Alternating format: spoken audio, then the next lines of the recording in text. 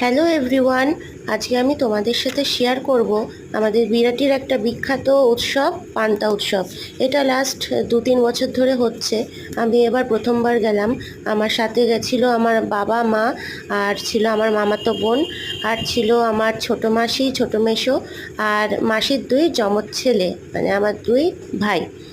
আর প্রচুর লোক হয়েছিল এখানে। আর যারা বিরাটি অঞ্চলের আশেপাশে আছো তারা অবশ্যই জানো এই উৎসবটার কথা।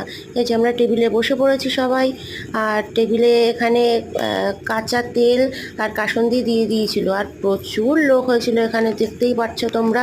এক এক ব্যাচে অনেক লোক করে বসছিল।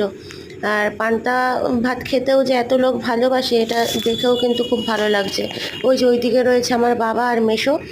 আর এই যে দেখো টেবিলে কাঁচা তেল আর কাসুন্দি দিয়ে দিয়েছে। তারপরে পড়লো এই যে পান্তা ভাত পড়ে গেল।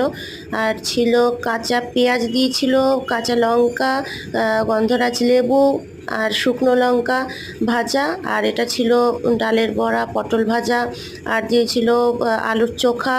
তারপরে মাছের মাথা দিয়ে একটা শাকের চচ্চড়ি, মাছ ভাজা, আর ছিল শুটকি মাছের চচ্চড়ি, আর ছিল লাস্টে চাটনি।